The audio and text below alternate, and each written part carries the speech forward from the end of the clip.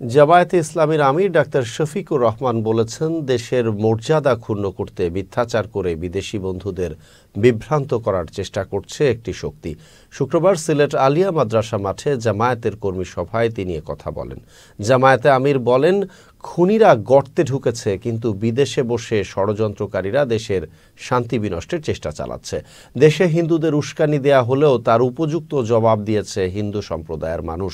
সবকিছুকে ভুল প্রমাণ করে সবাই আরও ঐক্যবদ্ধ হয়েছে। দেশের স্বাধীনতা ও সার্বভৌমত্ব রক্ষায় জামায়াত ইসলাম দেশের সব মানুষের সঙ্গে ঐক্যবদ্ধ বলে জানান তিনি।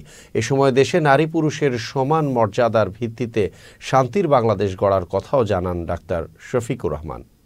তারা এই ইতিবাচক পরিবর্তনকে, অভ্যুত্থানকে ব্যর্থ করে দেওয়ার জন্য দফায় দফায় অনেক কাণ্ড ঘটিয়েছে। তারা জুডিশিয়াল কু করতে চেয়েছিল, আল্লাহ ব্যর্থ করে দিয়েছে। তারা আনসার কাণ্ড ঘটিয়ে কু করতে ছিল, আল্লাহ ব্যর্থ করে দিয়েছে। তারা চাকরি কাণ্ড নিয়ে কু করতে ছিল, আল্লাহ ওগুলোও ব্যর্থ করে দিয়েছে। এরপরে তারা ইসকন কাণ্ড নিয়ে নামলো, আল্লাহ ওইটাও ব্যর্থ করে দিয়েছে। বাংলাদেশ জামাত ইসলামী সেই স্বপ্নের রাষ্ট্র যদি গড়ার সুযোগ পায় আল্লাহর কোরআনের ভিত্তিতে, তাহলে সেই রাষ্ট্রে পুরুষের পাশাপাশি আমাদের মা বোনেরা, আমাদের মেয়েরা অত্যন্ত মর্যাদা, গর্ব এবং ইজ্জতের সাথে তারা তাদের দায়িত্ব পালন করবেন। তারা পাবেন পূর্ণ নিরাপত্তা। এখন সমাজের বিভিন্ন জায়গায় কাজ করতে গিয়ে না পান তারা নিরাপত্তা, না পান তারা মর্যাদা।